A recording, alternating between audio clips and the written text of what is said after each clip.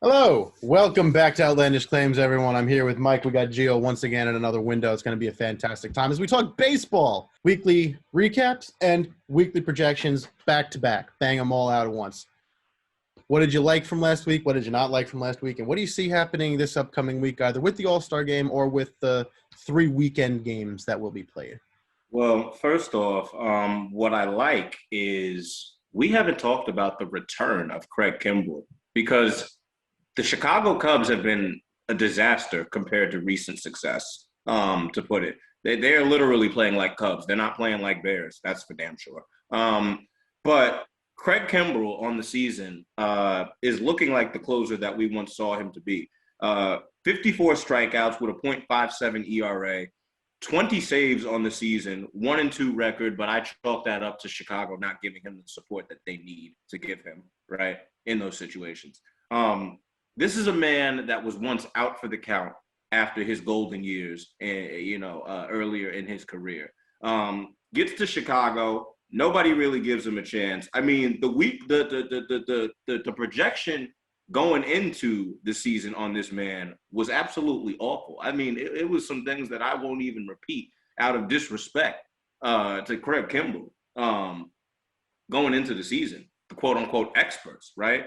So we are seeing a man that is definitely returning to what we saw in Atlanta and then later in Boston. And I love it. I love what I'm seeing from Craig Kimbrell. And I hope that he has a strong second half to the season, even if he gets traded, which I think that he will be. What I don't like is sticking with the National League, the leader in wins, not making the All-Star team. Julio Urias, where is he on the All-Star team? Right? I mean, 11-3 on the season, 119 strikeouts. That's top 20. A 3.64 ERA, not bad. A whip of 1.07. I mean, how do we not see Julio Urias selected for the All-Star game? Especially with the Trevor Bauer situation unfolding like the way that it is, and we've already covered that. No need to open old wounds, right? More onus is going to be placed on Julio Urias moving forward. And what has this man been doing? I mean, the last 3 games, right? Over 18 innings pitched. He has given up only 4 earned runs. And in that time span, he's had 3 games of 9 strikeouts or more. Last game, he had 9 strikeouts. The game before that, he had 3, but then he had 12, which was among one of his record highs for the season. This is a man who is still, despite all of his years in the league, only 24 years of age. Well, my weekly recaps will go like this. Tampa went the other way that I thought they would. I thought they would drop. They're closer to first place than I thought they'd be. They're still in second, and they're putting Toronto further behind them, even though they lost 2-1 on Sunday. So, wow. As far as future projections go, I'm going to say that the Tampa Bay Rays, who will be playing the Braves, end up sweeping the Braves. Shohei Ohtani is not human. I am starting to believe that. 33 home runs. He's already broken the Japanese record for most home runs in a single season, and it's only July. That's one thing. Next one is Garrett Cole finally proving that he is worth the money, and of course against his former team to make it even better.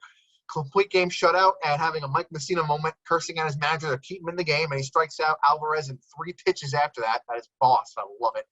That's what the Yankees needed ending the first half of the season. Acuna, unfortunately, tearing his ACL. Hope he has a full recovery. Almost certifying the Braves are in a really bad spot. I don't know if they can come back with the Nationals starting to get hot right now, too. And then finally, Pablo Lopez tying the MLB record for most consecutive strikeouts to start a game with 9 straight.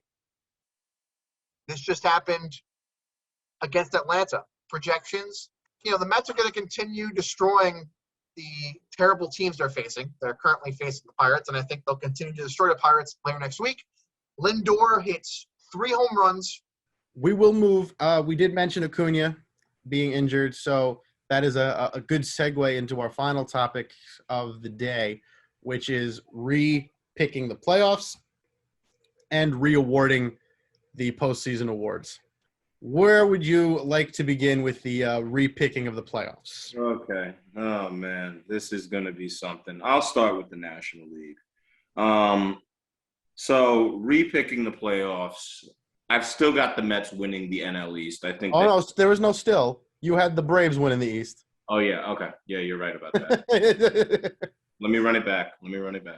All right. So That's the one thing I remember. I remember nothing else except you and Gio both had the Braves winning the World Series. We're winning the World Series. You're right. They weren't a wild card team. I thought the Mets are the wild card team. You're right. Somehow, me putting the A's in the World Series is no longer the craziest prediction of that first shot. Yeah, shut up. Anyways, so in not so much of a change, but high key, I've got the Mets winning the NL East. I've got the Brewers taking the NL Central, which was a contrast from the Cubs, obviously. The NL West, yeah, I mean, I had the Dodgers and the Padres getting in, but clearly the Giants have decided to distort that. So I'm going to go with the Giants getting the wild card seed. I have the Dodgers being on the outside looking in because I do think that the Padres are going to come back and win the division.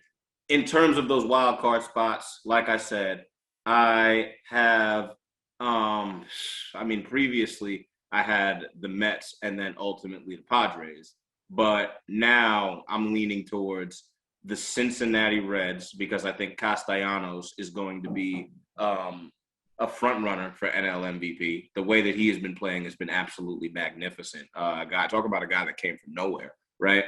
And then the final wild card spot, like I said, I'm going to give that to the Giants. So that's my NL. Going over to the AL, I'm going to die on this ship. Even though the Tampa Bay Rays are doing what they're doing, I've got to go with the Yankees. I'm going to go with my pick. I have to go with my pick. I respect it. I might not agree with it, but I respect that you're going to die on the hill. I respect that. Like if I damn, that was if I die on this hill, it is what it is. The Yankees better win the AL East. That's all I'm going to. That's what I've been saying. That's what I'm going to keep saying. Moving on to the Central, it's obvious that the Sox are clearly the best team in that division. I don't think anybody who watches baseball disagrees. And then going into the loaded, unexpectedly loaded AL West, right? The Stros, they're poised to take the division. And even though I picked the Angels to come out of that division, I have to hop on the Fandango Poppy bandwagon. I got to tell you, Matt Olson is looking like a dark horse candidate for these Oakland Athletics. And this season might be the season that saves Oakland in terms of a baseball team. I mean, the way that these boys are playing, how can you take them out of Oakland right now, right? But that's a topic for another day. So to recap, I've got the Yankees still in the AL East. I've got the White Sox still in the AL Central. I've got the Stros taking the AL West. And then for the two wild card spots, I've got the A's, and then I've got the Red Sox. Y'all are really going to hate me for this one, man. 21 years later, we've got a rematch, Subway Series, World Series. Mets, Yankees, 2021. I'm calling it. I said the Yankees are going to go to the World Series. You agree with me by saying that they better win this AL East, even though they're probably not going to. But one can hope, one can dream, and one could hope that New York is literally on fire in a good way. Well, I'll run through this real quick. As I apologized a couple episodes ago, maybe a couple of weeks ago at this point, I'm picking the Rays to win the East. I'm picking the White Sox, sticking with them. Sticking with my choice of the A's out west. Sticking with my choice of the Mets to win the East in the NL.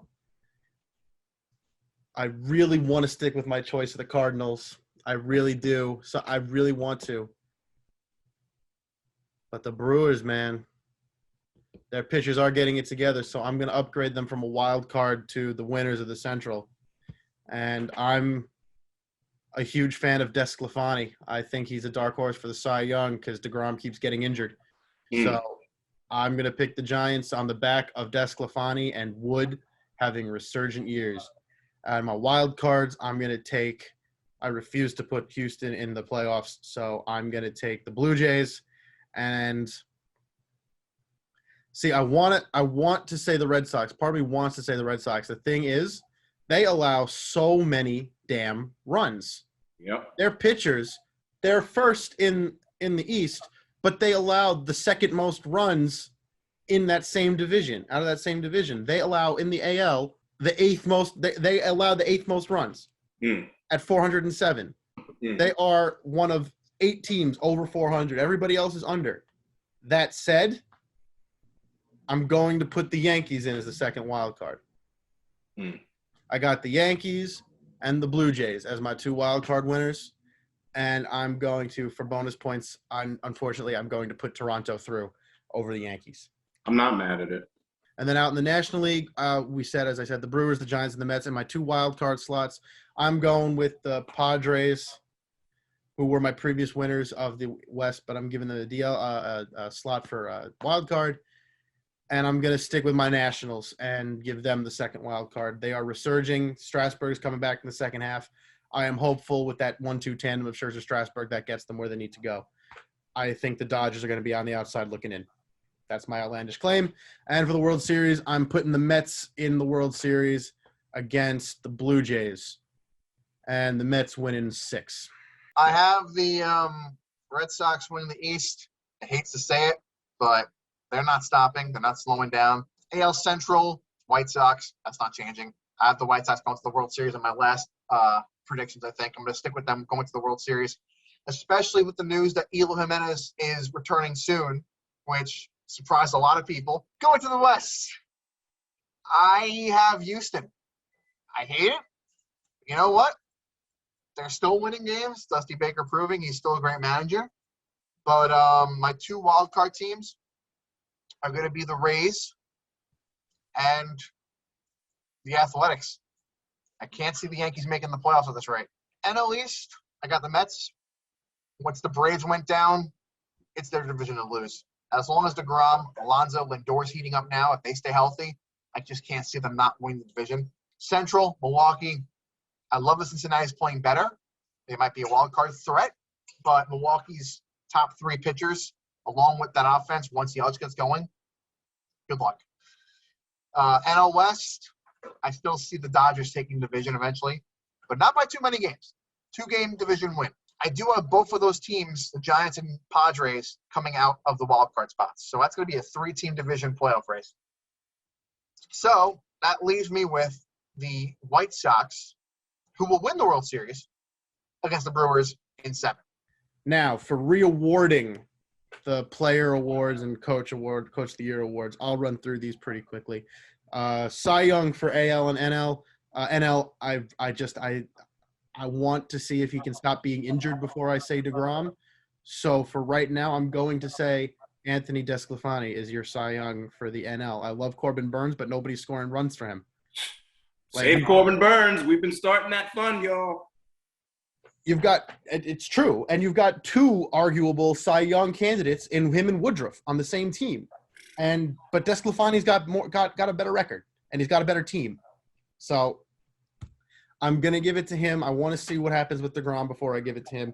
But it should be, regardless of injury, unless he's done for the season at one point, it should be DeGrom winning the Cy Young. I will preface my pick of Desclafani with that. For the AL, it really if he comes back in time, it should be Glasnow. It always should have been Glasnow. But he's hurt, and who knows if it's going to – so, again, barring injury being the issue, it should be Glasnow. But at this moment, it's really hard to pick anybody other than Garrett Cole. Maybe Robbie Ray, if Carlos Rodon, certainly a candidate. He's probably second place right now. If he can keep it up, he should be the first place winner because they, again, have a better team than the Yankees. But it should be Glasnow. MVP, I'm sticking with Soto. I don't care. I'm going to say second half resurgence. AL, flip a coin. Guerrero Jr. or Ohtani. I'm picking the two-way wonder of Ohtani. But, I mean, picking Vladimir Guerrero is hardly a bad pick.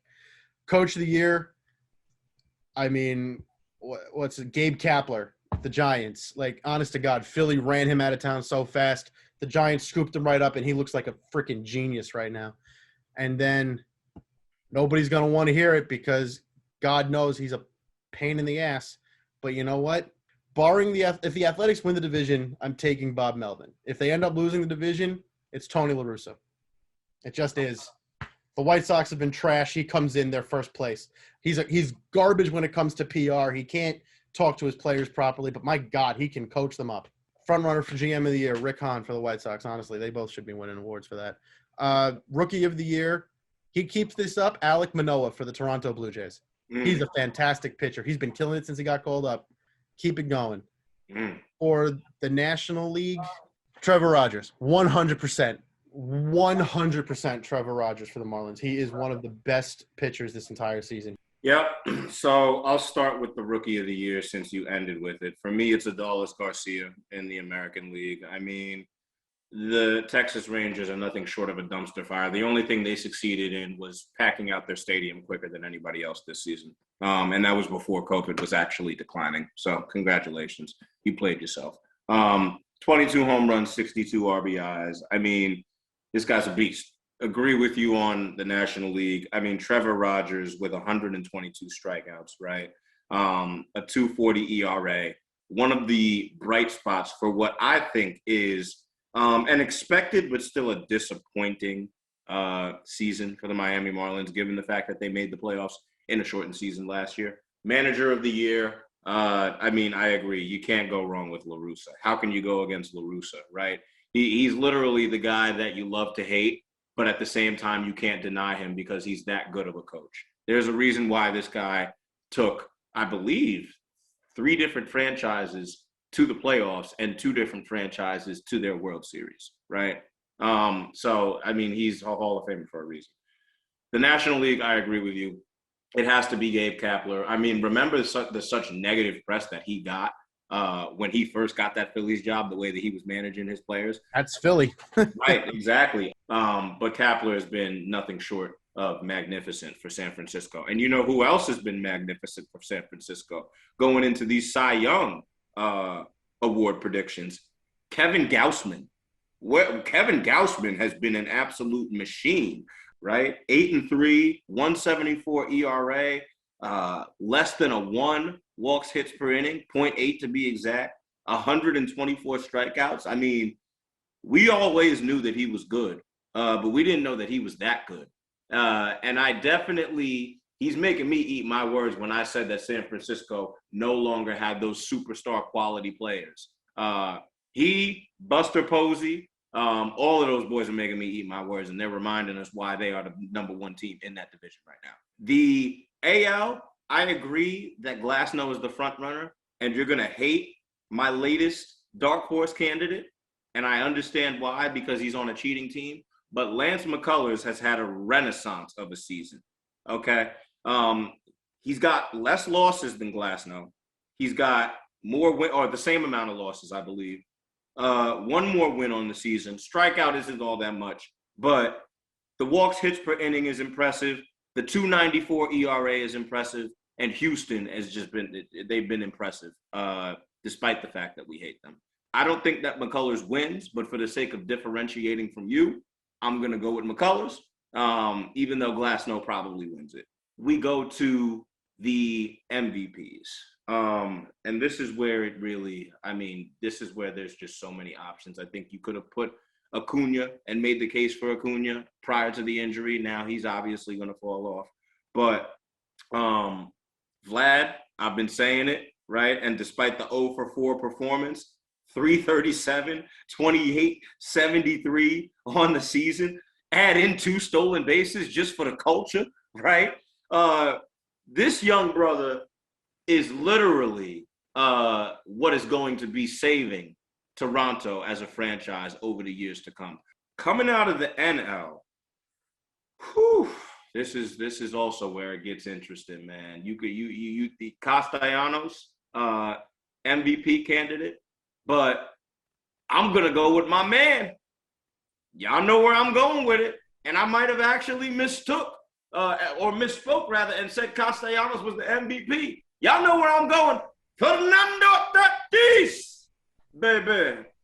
Just one more for the culture. Fernando Tatis, okay? This guy has just been absolutely sensational. And now, think about it. Manny Machado's starting to hit.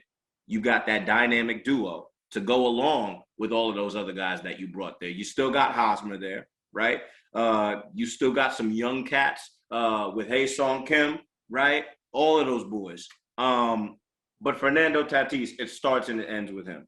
Shohei MVP for the AL, NL MVP Fernando Tatis, or if you want to put Mike's meme here, Fernando Tatis! Manager of the year for the NL would be Gabe Kapler. I think it's pretty obvious at this point. And then AL Manager of the Year, Alex Cora. I hate saying it, but you know what? What they're doing, you can't deny it. You really can't. Cy Young Award. For the AL, man, it's tough. Because after what Garrett Cole did, he can easily go back on a run. I'm going to say for the NL, DeGrom wins again because it's ridiculous. And then for the AL, Carlos Rodon. And then, I know, NL Rookie of the Year, Trevor Rogers. I just feel like it's too obvious at this point. And then AL's a little bit tougher for me. I would have said, you know what? At this rate, Adolis Garcia for the American League. I would have picked a Rosarena, but he's been kind of slacking a bit. Well, there you have it. Our midway repicks of the postseason and postseason awards. That will do it for us this week. Mike, Gio, thank you very much for joining me. We'll be back tomorrow to finish it out with our final thoughts. Thanks for watching. We'll see you then.